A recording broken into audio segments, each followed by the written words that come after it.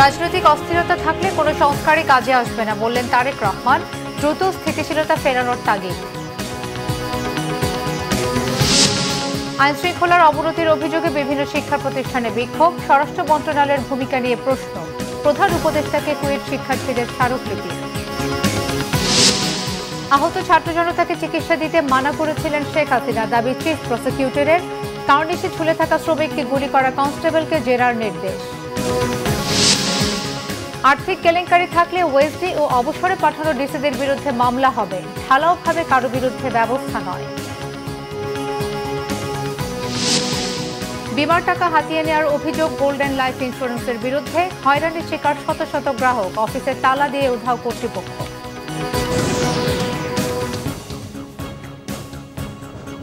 দেখছিলেন ground seven সংবাদ শিরোনাম, এবারে বিস্তারিত।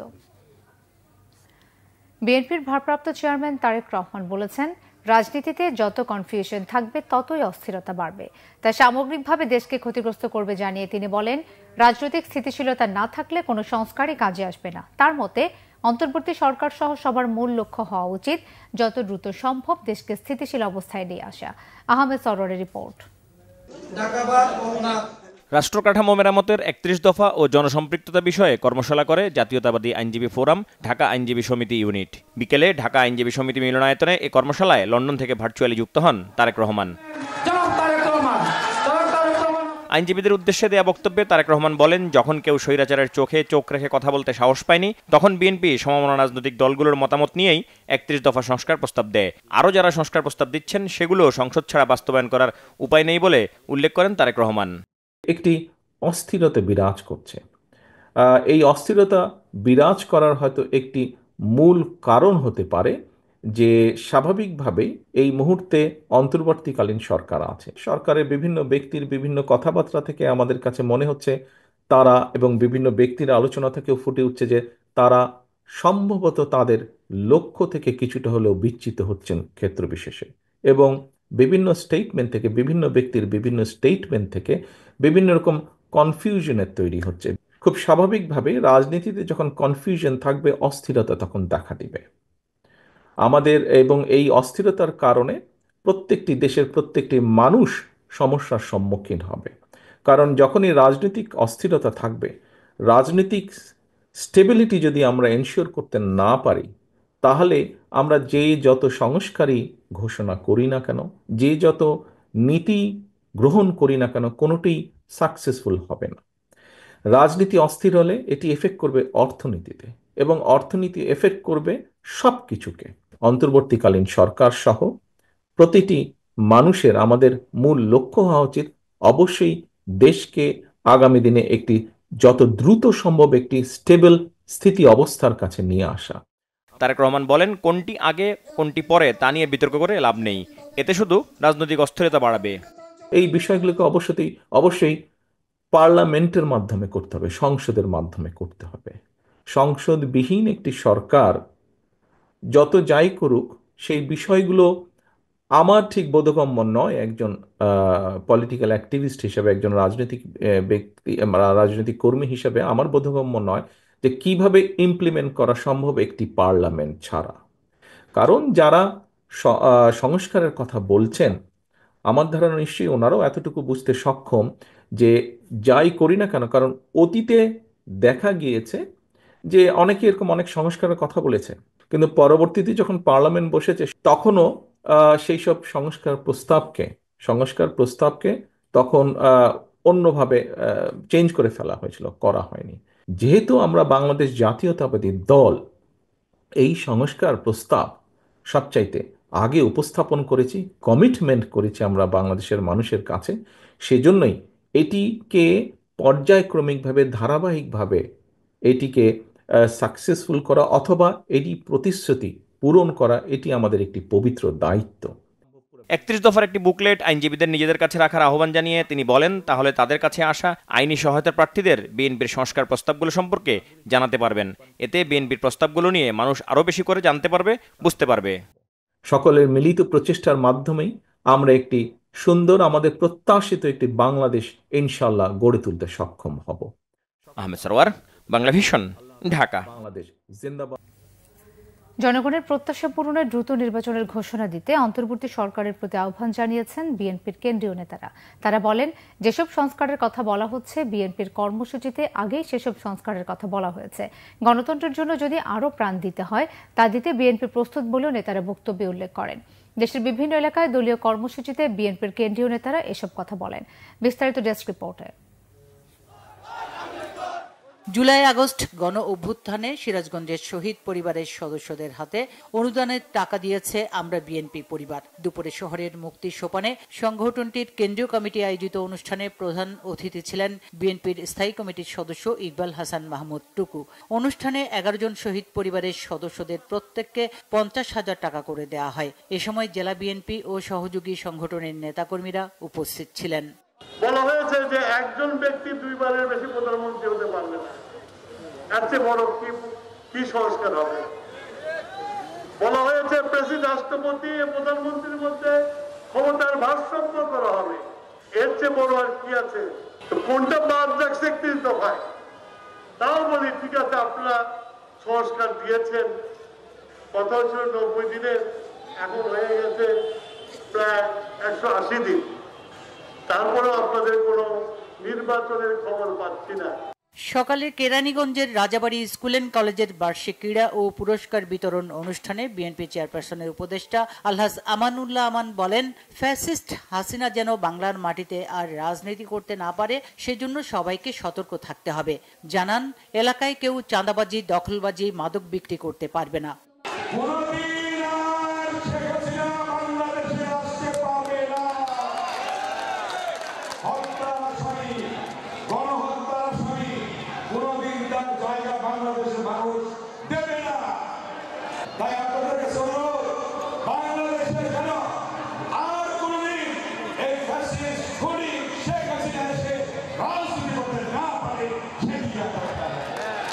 বিএনপির ভাইস চেয়ারম্যান শামসুজ্জামান দুদু বলেছেন, 6 মাস পেরিয়ে গেলেও চালের দাম কমাতে পারেনি সরকার। নিত্যপণ্যের দাম বাড়ছেই, লাখো মানুষ বেকার হয়ে পড়ে আছে, অথচ রাষ্ট্রের দায়িত্ব ছিল বেকারদের চাকরি দেওয়ার। রবিবার দুপুরে ঠাকুরগাঁও জেলা পাবলিক ক্লাব মাঠে জেলা বিএনপি আয়োজিত সমাবেশে দুদু এসব কথা বলেন। সরকার এই ডক্টর মোহাম্মদ ইউনূসের কথা বলছিলাম, আমাদের খুব কেয়ারে মানুষ, কিন্তু কাজটা কি হচ্ছে? ঘরে ঘরে ডাকাতি হচ্ছে, চুরি হচ্ছে, লুট হচ্ছে, আইন শৃঙ্খলা পরিস্থিতি ভালো না। যে কেউ বাইরে গেলে সন্ধ্যার পরে যেদিন আসে না, মা বোনরা, ভাইরা, পিতা সবার উদ্বিগ্ন থাকে ছেলেটা ফিরে আসবে কিনা।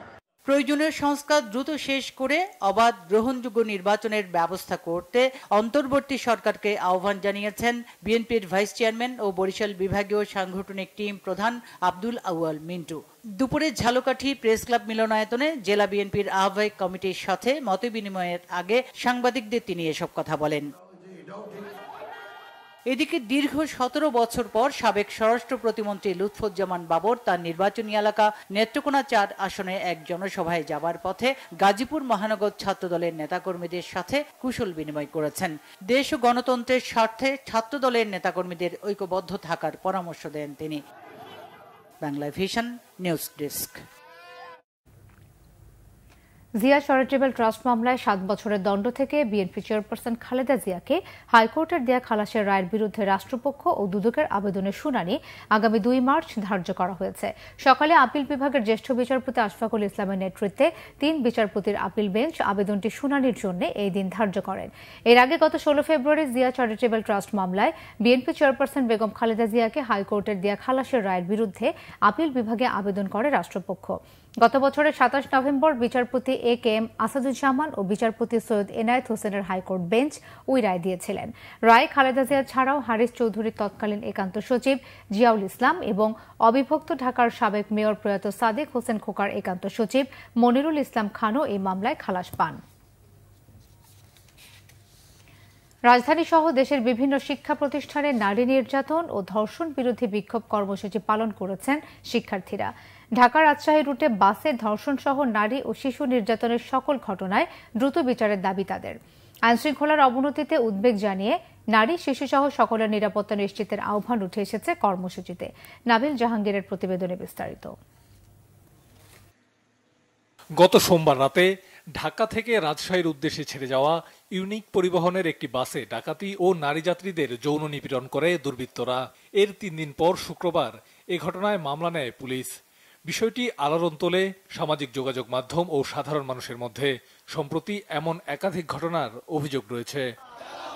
প্রতিবাদে রবিবার নারী শিশুসহ সবার নিরাপত্তা নিশ্চিতের দাবিতে জগন্নাথ বিশ্ববিদ্যালয়, ইডেন মহিলা কলেজ, সরকারি তিতুমির কলেজ, বেসরকারি university of liberal arts Bangladesh ও ব্রাক বিশ্ববিদ্যালয় সহ বিভিন্ন শিক্ষা প্রতিষ্ঠানে বিক্ষোভ সমাবেশ ও মানববন্ধন করেন শিক্ষার্থীরা।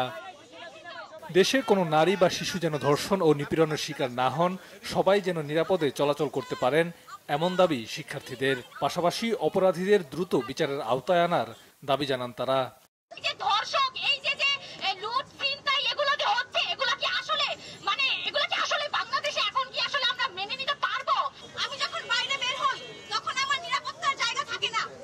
বাসা পর্যন্ত যে যাওয়ার যে যাত্রা ভার্সিটি থেকে আমরা এই জিনিসটাতে ভয় পাই।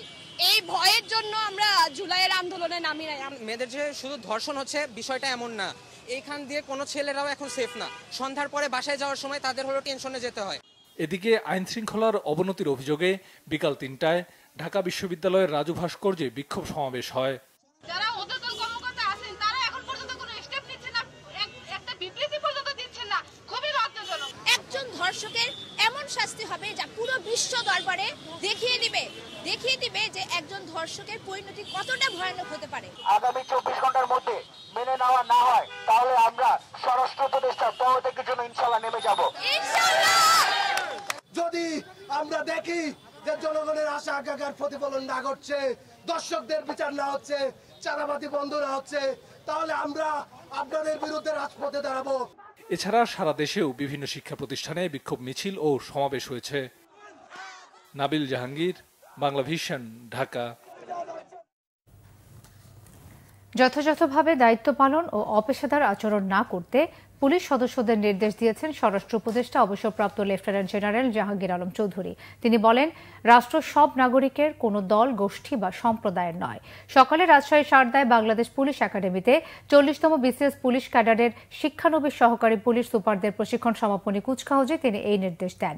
স্বরাষ্ট্র উপদেষ্টা নবীন পুলিশ কর্মকর্তাদের পেশাদারিত্ব, আত্মনির্ভরতা, নিষ্ঠা ও দায়িত্বশীলতার সঙ্গে কর্তব্য পালনের পরামর্শ দেন। থানায় যেন মানুষ হয়রানির শিকার না হয় সেদিকে বিশেষভাবে সতর্ক থাকার নির্দেশনাও দেন জাহাঙ্গীর আলম চৌধুরী।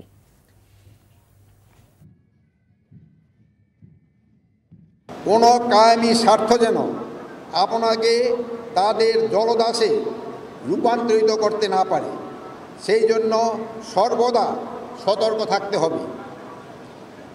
দল, মত, ধর্ম, বর্ণ, লিঙ্গভেদে এদেশে সাধারণ মানুষকে ভিন্নভাবে না দেখে আইনের দৃষ্টিতে সকলকেই সমান, এই সত্যটি সর্বদা ধারণ করবেন, লালন করবেন এবং চর্চা করবেন।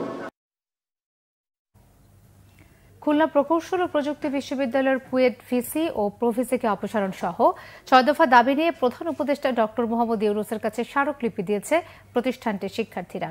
সকাল 8টায় 2টি বাসে করে ঢাকার উদ্দেশ্যে রওনা দেয় 80 শিক্ষার্থী। বেলা 2টার দিকে কেন্দ্রীয় শহীদ মিনারে এসে পৌঁছায় তারা। জনদুর্ভোগ এড়িয়ে শান্তিপূর্ণ অবস্থান নিয়ে সেখান থেকে 5 সদস্যের একটি প্রতিনিধি দল স্মারকলিপি নিয়ে রাষ্ট্রীয় অতিথি ভবন যমুনায় পৌঁছে দেয়। পরে গণমাধ্যমের সাথে ব্রিফিংয়ে শিক্ষার্থীরা জানান, কুয়েট ক্যাম্পাস নিরাপদ না হওয়া পর্যন্ত ক্লাসে ফিরবেন না তারা। তাই ক্যাম্পাসে নয়, প্রধান উপদেষ্টার কাছে স্মারকলিপি জমা দিয়েছেন। এসবে শিক্ষার্থীরা অভিযোগ করেন, বিশ্ববিদ্যালয়ের ভিসি সহ কিছু শিক্ষক বলার চেষ্টা করছেন শিক্ষার্থীদের দাবি মেনে নেওয়া হয়েছে। তাদের এই বক্তব্য সম্পূর্ণ মিথ্যা ও ভিত্তিহীন বলেও দাবি করেন কুয়েট শিক্ষার্থীরা। হামলাকারীরা চিহ্নিত হলেও তাদের বাদ দিয়ে অজ্ঞাত পরিচয় ব্যক্তিদের আসামি করার নিন্দা জানানো হয় শহীদ মিনারের প্রতিবাদ সমাবেশে। 18 ফেব্রুয়ারি আমরা সাধারণ শিক্ষার্থীদের পক্ষ থেকে একটি 5 সদস্যের দল আমরা প্রধান উপদেষ্টার একান্ত সচিব সাব্বির আহমেদের কাছে গিয়েছিলাম। ওনার সাথে আমরা এতক্ষণ কথা বলেছি। আমাদের স্মারকলিপি সহ আমাদের ক্যাম্পাসের 5 ব্যাচের 16 ডিপার্টমেন্টের 5000 শিক্ষার্থীর সাইন সহ স্মারকলিপিটি নিয়ে গিয়েছি।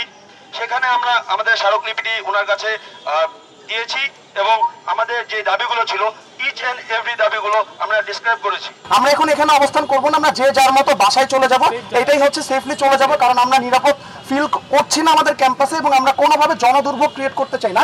কিন্তু আমাদের দাবি যদি পূরণ না করা হয়, আমরা পরবর্তীতে আবার কর্মসূচি জানাবো। চিফ প্রসিকিউটর মোহাম্মদ তাজুল ইসলাম বলেছেন, সরকার পতনের কিছুদিন আগে রাজধানীর পঙ্গু হাসপাতালে জুলাই আগস্ট গণঅভ্যুত্থানে আহতদের দেখতে গিয়ে সে সময় প্রধানমন্ত্রী শেখ হাসিনা চিকিৎসক ও হাসপাতালের সংশ্লিষ্ট কর্তৃপক্ষকে নির্দেশ দিয়েছিলেন নো ট্রিটমেন্ট নো রিলিজ। জানান, এর প্রমাণ আছে প্রসিকিউশনের কাছে।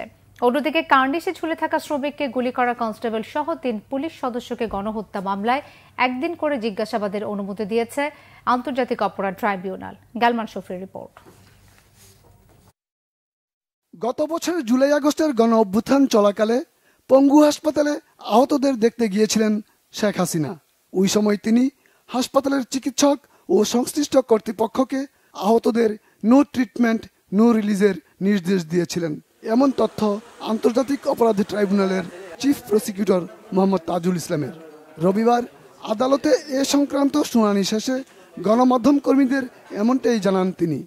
পঙ্গু হসপিটাল অর্থাৎ নিটোর বলে, সেই জায়গায় আমরা যখন পরিদর্শনে গিয়েছিলাম তখন সেখানে ভর্তি যে সমস্ত রোগীরা আহতরা ছিলেন তারা আমাদেরকে জানিয়েছেন শেখ হাসিনা প্রথম দিকেই পালিয়ে যাওয়ার আগে একবার হসপিটাল ভিজিটে গিয়েছিলেন এবং সেখানে গিয়ে বলেছেন নো ট্রিটমেন্ট নো রিলিজ, অর্থাৎ কোনো চিকিৎসা দেবেন না এবং কাউকে এখান থেকে রিলিজ করবেন না যাতে বাইরে যেতে না পারে।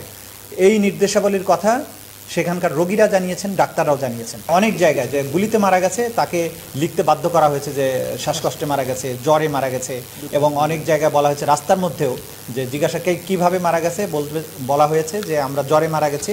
তারা যে আন্দোলনের শহীদ এই কথাটা বললে রাস্তায় রাস্তায় পুলিশ তাদের পরিবারবর্গের উপরে হামলা করেছে, আক্রমণ করেছে। অন্যদিকে জুলাই আগস্টে গণহত্যা মামলায় ৩ পুলিশ সদস্য আরশাদ হোসেন, ইমাস হোসেন ও চঞ্চল কুমার সরকারকে একদিন করে জিজ্ঞাসাবাদের অনুমতি দিয়েছে আন্তর্জাতিক অপরাধ ট্রাইব্যুনাল। আজ শুনানি শেষে বিশেষ ট্রাইব্যুনাল এই আদেশ দেয়।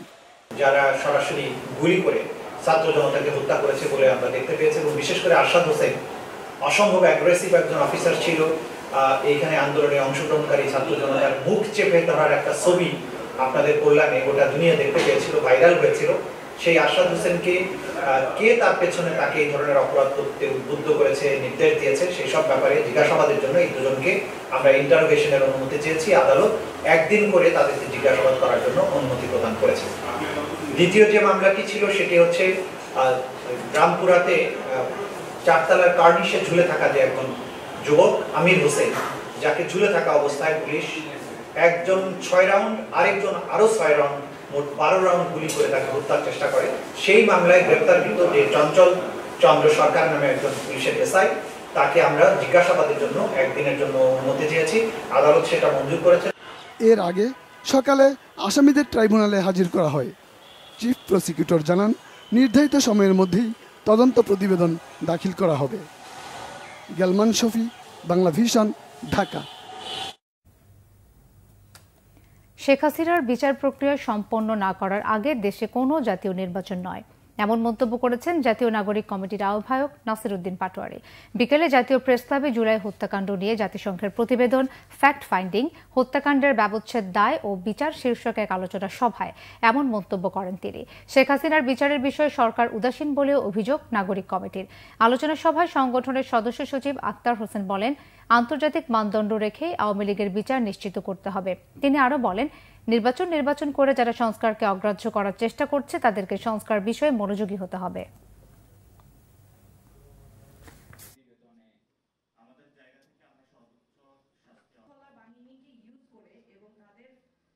আমরা বলি না যে বাংলাদেশে নির্বাচন হবে না, কিন্তু আওয়ামী লীগের বিচার শুরু এবং কিছু প্রক্রিয়া শুরু পর্যন্ত বাংলাদেশে কিন্তু কোনো নির্বাচন হবে না। কেন হবে না? কারণ আওয়ামী লীগের বিষয়ে, খুনি হাসিনা বিষয়ে যদি কোনো সুরাহা বাংলাদেশে না হয়, তাহলে আমরা যদি কোনো নির্বাচন প্রক্রিয়ায় অংশগ্রহণ করি, সেই নির্বাচন প্রক্রিয়া সুষ্ঠুভাবে বাংলাদেশে হবে না। আর্থিক কেলেঙ্কারি থাকলে ওএসডি এবং অবসরে পাঠানো ডিসিজির বিরুদ্ধে মামলা হবে, জানিয়েছেন জনপ্রশাসন মন্ত্রণালয়ের সিনিয়র সচিব মোখলেসুর রহমান। জানান, সচিব হিসেবে পদোন্নতি পাচ্ছেন 9 জন অতিরিক্ত সচিব। আশ্বস্ত করেন ঢালাওভাবে কারো বিরুদ্ধে ব্যবস্থা নেওয়া হবে না। সচিবালয়ে সাংবাদিকদের তিনি এসব কথা বলেন। যাদের বিরুদ্ধে ব্যবস্থাগুলো নেওয়া হয়েছে, যেমন ওএসডি হয়েছে, বাধ্যতামূলক অবসর হয়েছে, আরেকটা বলা হয়েছে যারা এমন ধরনের হিনিয়াস অফেন্স করেছেন, ফাইন্যান্সিয়াল, আমাদের অনেক কলিগদের ব্যাপারে অনেক কথা বাজারে আছে, 4 কোটি 5 কোটি 20 কোটি এরকম আছে। এগুলো যদি আমরা বিভিন্ন সংস্থার মাধ্যমে এবং আমাদের নিজস্ব সিস্টেমের মাধ্যমে যদি দেখেছি সত্যি সত্যি ঘটনা আছে, সেই শুধুমাত্র সেই কেসগুলো আমরা দুদকে পাঠাবো। It's not general. এখানে সরকার বায়াস না, সরকার অত্যন্ত সচেতনভাবে কাজটা করবে যাতে একজনও নিরীহ কর্মকর্তা কোনো সাজা অথবা অপরাধ অথবা অসম্মান না হন।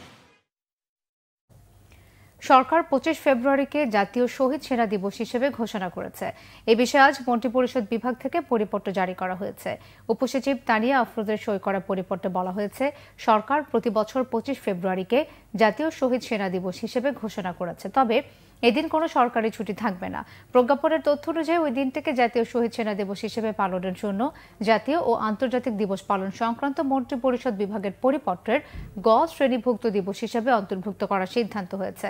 পরিপত্রে 25 ফেব্রুয়ারিকে জাতীয় শহীদ সেনা দিবস হিসেবে যথাযথভাবে পালনের জন্য সংশ্লিষ্ট সব মন্ত্রণালয়, বিভাগ ও সংস্থাকে অনুরোধ জানানো হয়। ইলন মাস্ককে বাংলাদেশ সফরের আমন্ত্রণ জানিয়েছেন প্রধান উপদেষ্টা অধ্যাপক ডক্টর মোহাম্মদ ইউনূস। গত 19 ফেব্রুয়ারি মাস্ককে পাঠানো এক চিঠিতে প্রধান উপদেষ্টা তাকে আমন্ত্রণ জানান। পাশাপাশি যুক্তরাষ্ট্রের শীর্ষ ব্যবসায়ী এবং স্পেস এক্সের প্রধান নির্বাহী কর্মকর্তা সিইও ইলন মাস্ককে বাংলাদেশে স্টারলিংক স্যাটেলাইট সেবা চালুর প্রস্তাব দিয়েছেন প্রধান উপদেষ্টা। চিঠিতে প্রধান উপদেষ্টা উল্লেখ করেন, ইলন মাস্কের বাংলাদেশ সফর দেশের তরুণ তরুণীদের সঙ্গে সাক্ষাতের সুযোগ করে দেবে। তরুণরাই অগ্রণী প্রযুক্তির অন্যতম প্রধান সুবিধাভোগী হবে। ডক্টর ইউনূস বলেন, একটি উন্নত ভবিষ্যৎ গড়ে তুলতে একসঙ্গে কাজ করতে হবে। চিঠিতে আরও বলা হয়, বাংলাদেশের অবকাঠামোর সঙ্গে স্টারলিংকের সংযোগ করা হলে বিশেষ করে দেশের উদ্যমী যুব সমাজ, গ্রামীণ ও সুবিধা বঞ্চিত নারী এবং প্রত্যন্ত ও অনগ্রসর জনগোষ্ঠীর জন্য তা বৈপ্লবিক পরিবর্তন বয়ে আনবে। আগামী 90 কার্যদিবসের মধ্যে বাংলাদেশে স্টারলিংক চালুর ক্ষেত্র প্রস্তুত করতে নির্দেশও দিয়েছেন প্রধান উপদেষ্টা। অধ্যাপক ইউনূস এর আগে 13 ফেব্রুয়ারি ইলন মাস্কের সঙ্গে ফোন আলাপ করেন। রোহিঙ্গা সংকট নিরসনে আরাকান আর্মি সহ সকল পক্ষের সাথে আলোচনা করেছে জাতিসংঘ। বলেছেন, মিয়ানমার বিষয়ে জাতিসংঘ মহাসচিবের বিশেষ দূত এবং অস্ট্রেলিয়ার সাবেক পররাষ্ট্রমন্ত্রী জুলি বিশপ রবিবার পররাষ্ট্র উপদেষ্টা তৌহিদ হোসেনের সাথে বৈঠকের পর সাংবাদিকদের একথা বলেন। তিনি বলেন, রোহিঙ্গা সংকট একটি জটিল বিষয়, তাই এর সমাধানের জন্য সব পক্ষের মধ্যে বোঝাপড়া জরুরি। রোহিঙ্গাদের সহযোগিতায় বাংলাদেশের অবদান সম্পর্কে জাতিসংঘ অবগত বলেও জানান তিনি। আগামীকাল কক্সবাজারে রোহিঙ্গা ক্যাম্পে যাওয়ার কথা রয়েছে জাতিসংঘের বিশেষ এই দূতের। 4 দিনের সফরে গতকাল রাতে ঢাকায় আসেন তিনি। এর আগে পররাষ্ট্র উপদেষ্টা তৌহিদ হোসেনের সঙ্গে বৈঠক করেন জুলি বিশপ। এ সময় রোহিঙ্গা সমস্যার নানা দিক নিয়ে আলোচনা করেন তারা।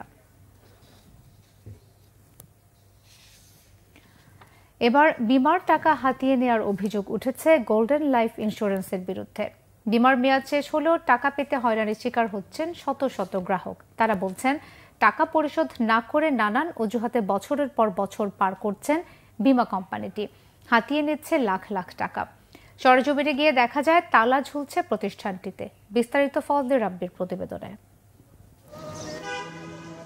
তিলে তিলে কষ্টে জমানো টাকা না পাওয়ায় এভাবেই কান্নায় ভেঙে পড়েন শরীয়তপুর জেলার সখীপুর থানার বাসিন্দা তাসলিমা বেগম।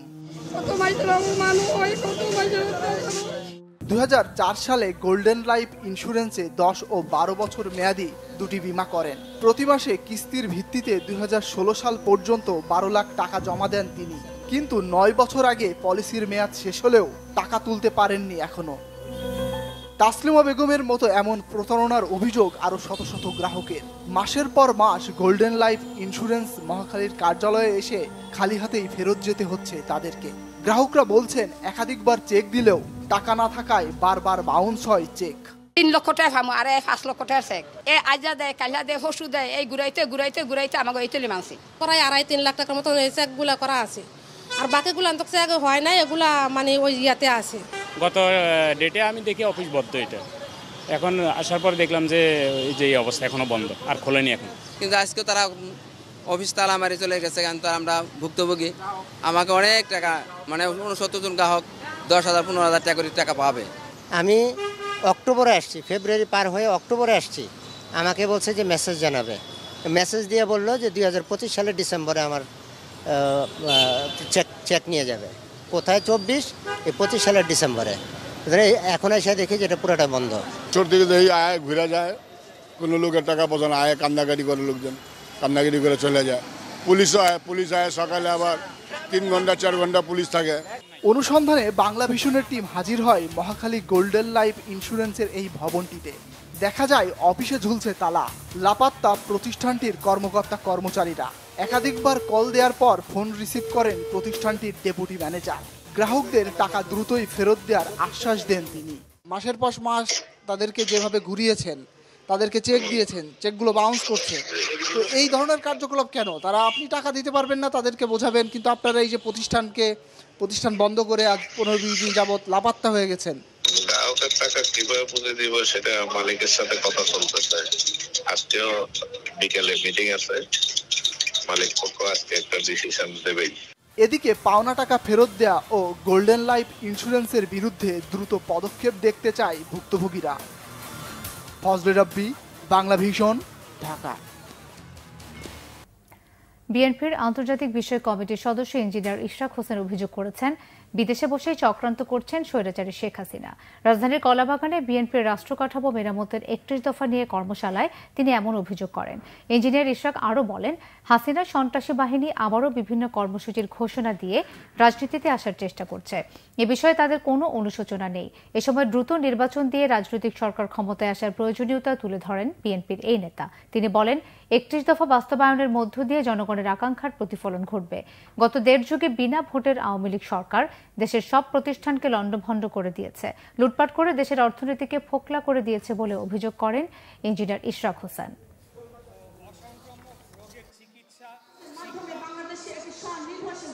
কথিত স্বৈরাচারী খুনি ফ্যাসিস্ট হাসিনা পালিয়ে গেলেও কিন্তু সে বিদেশে বসে দেশের বিরুদ্ধে চক্রান্ত করছে এবং দেশের ভিতরে তার কিছু সন্ত্রাসী বাহিনী, তাদের মধ্যে বিন্দুমাত্র কোনো অনুশোচনা নাই, কোনো পরিতাপ নাই। তাদের দল যে এত বড় একটি গণহত্যা চালিয়েছে, 36 দিনে যে প্রায় 2000-এর মতো ছাত্র জনতাকে হত্যা করেছে, 30,000-এর মতো সাধারণ জনগণকে আহত করেছে, নিহত করেছে, তাদেরকে স্থায়ীভাবে পঙ্গু করে দিয়েছে, তাদের মধ্যে কোনো অনুতাপ নাই। বরঞ্চ তারা এখন আবার কর্মসূচি দিয়ে তারা রাজনীতিতে ফেরার চেষ্টা করছে। ছাত্রদল সহ সকল ছাত্র সংগঠনকে বিভাজন সৃষ্টিকারী, দোষারোপ ও সহিংসতা পরিহার করার আহ্বান জানিয়েছেন ইসলামী ছাত্র শিবির সভাপতি জাহিদুল ইসলাম। বিকেলে ঢাকা বিশ্ববিদ্যালয়ের মধুর ক্যান্টিনে সংবাদ সম্মেলনে ছাত্র শিবির সভাপতি এই আহ্বান জানান। জাহিদুল ইসলাম অভিযোগ করেন, কোনো সম্পৃক্ততা না থাকলেও সাম্প্রতিক কিছু ঘটনায় ছাত্র শিবিরকে দায়ী করে বক্তব্য দিয়ে বিভ্রান্তি ছড়াচ্ছেন জাতীয়তাবাদী ছাত্রদলের নেতারা। দল সহ সকল ছাত্র সংগঠনকে বিভাজন সৃষ্টিকারী, দোষারোপ ও সহিংসতা পরিহার করে ছাত্রবান্ধব, গঠনমূলক ও কল্যাণমুখী রাজনীতির দিকে আহ্বান জানাচ্ছে। তারা আমাদের প্রতিপক্ষ শব্দ ব্যবহার করে, আমরা বন্ধুপ্রতিম শব্দটি খুব সচেতনভাবে ব্যবহার করে বলছি। ওনারা এই একই কর্মসূচি না নিয়ে ওনারা হচ্ছে শোডাউন, আগের স্টাইলে মিছিল মিটিং অথবা হল দখল, সিট দখল এই ধারার মধ্যে যাচ্ছিলেন। এই কারণে শিক্ষার্থীরা ওনাদেরকে অনেকটা প্রত্যাখ্যান করছে। এই কষ্টটা ওনারা শিক্ষার্থীদের উপর না উঠাতে পেরে অনেকটা আমাদের ছাত্র শিবিরের উপর সেই কষ্ট এবং ক্ষোভটা ওনারা উঠাতে গিয়ে মূলত এই বিরোধের জায়গাটা তৈরি হয়েছে। প্রধান নির্বাচন কমিশনার এএমএম নাসির উদ্দিন বলেছেন, স্থানীয় ও জাতীয় নির্বাচন কোনটা আগে হবে এটা রাজনৈতিক দলগুলোর বিষয়, এ নিয়ে বিতর্কে জড়াবে না কমিশন। দুপুরে কক্সবাজার জেলা প্রশাসনের আয়োজনে ভোটার তালিকা হালনাগাদ ও ত্রয়োদশ জাতীয় নির্বাচন উপলক্ষে মতবিনিময় সভা শেষে ব্রিফিংয়ে তিনি এসব কথা বলেন। তিনি আরও বলেন, গত নির্বাচনে 16 লাখ মৃত ভোটার ভোট দিয়েছে। যাচাই বাছাই করে জুনের মধ্যে ভোটার তালিকার হালনাগাদ শেষ হবে। এরপর প্রধান উপদেষ্টার সাথে বৈঠকে নির্বাচনের পরবর্তী রোডম্যাপ ঠিক করবেন বলে জানান সিইসি। জানান, উৎসবমুখর পরিবেশে সব নির্বাচন আয়োজনে স্থানীয় প্রশাসন, আইনশৃঙ্খলা বাহিনী সহ সংশ্লিষ্ট সবাইকে নির্বাচনী বিধি মেনে স্ব দায়িত্ব সঠিকভাবে পালন করতে হবে।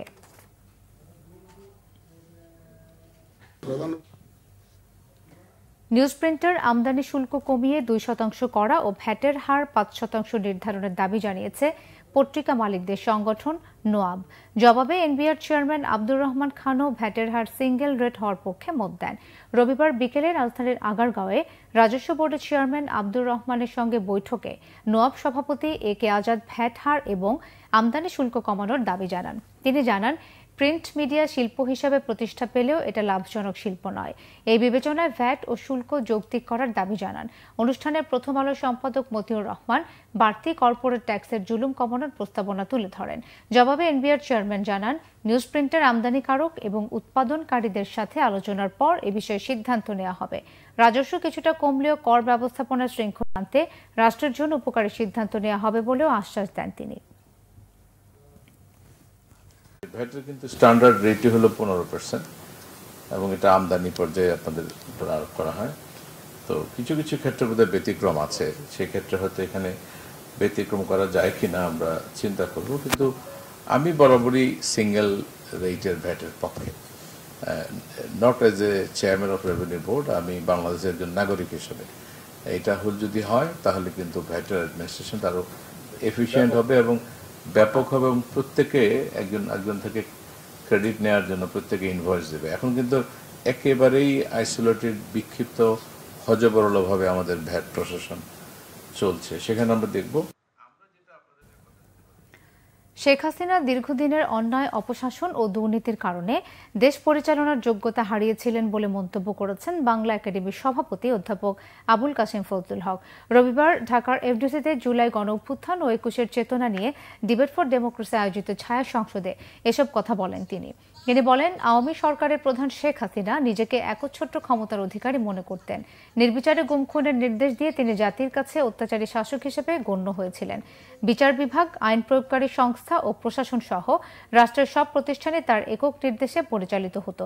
অধ্যাপক ফজলুল হক আরও বলেন, 21-এর চেতনায় উজ্জীবিত হয়ে ছাত্র জনতা গণঅভ্যুত্থানের মাধ্যমে তার ফ্যাসিস্ট সরকারের পতন ঘটিয়েছে।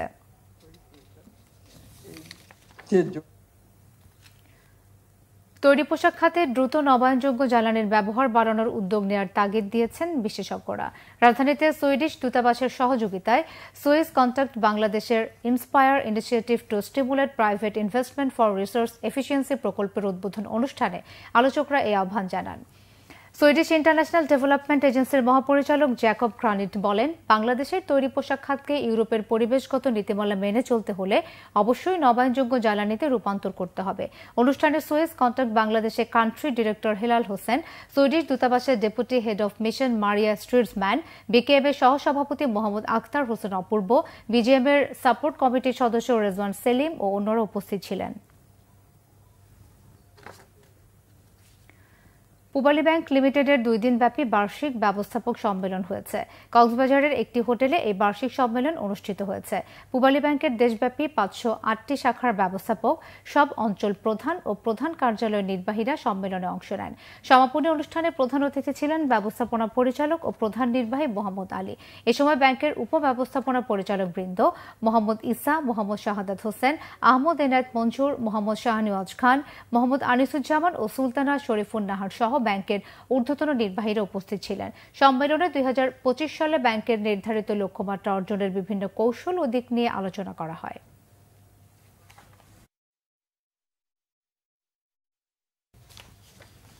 সংবাদ শেষ করব ক্রাউন 7 শিরোনামগুলো আরো একবার জানিয়ে। রাজনৈতিক অস্থিরতা থাকলে কোনো সংস্কারই কাজে আসবে না বললেন তারেক রহমান, দ্রুত স্থিতিশীলতা ফেরানোর তাগিদ। আইনশৃঙ্খলার অবনতির অভিযোগে বিভিন্ন শিক্ষা প্রতিষ্ঠানে বিক্ষোভ, স্বরাষ্ট্র মন্ত্রণালয়ের ভূমিকা নিয়ে প্রশ্ন, প্রধান উপদেষ্টাকে কুয়েট শিক্ষার্থীদের স্মারকলিপি। আহত ছাত্র জনতাকে চিকিৎসা দিতে মানা করেছিলেন শেখ হাসিনা, দাবি চিফ প্রসিকিউটরের। কার্নিশে ঝুলে থাকা শ্রমিককে গুলি করা কনস্টেবলকে জেরার নির্দেশ। আর্থিক কেলেঙ্কারি থাকলে ওএসডি ও অবসরে পাঠানো ডিসিদের বিরুদ্ধে মামলা হবে, ঢালাওভাবে কারো বিরুদ্ধে ব্যবস্থা নয়। বিমার টাকা হাতিয়ে নেওয়ার অভিযোগ গোল্ডেন লাইফ ইন্স্যুরেন্সের বিরুদ্ধে, হয়রানির শিকার শত শত গ্রাহক, অফিসে তালা দিয়ে উধাও কর্তৃপক্ষ।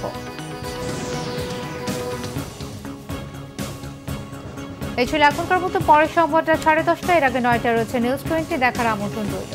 এছাড়াও বাংলা ভিশন সংবাদ ও সংবাদ সংশ্লিষ্ট অনুষ্ঠান দেখতে ভিজিট করুন www.bbnews24.com ও facebook.com/banglavision নিউজ এবং সাবস্ক্রাইব করুন youtube.com/banglavision। ধন্যবাদ।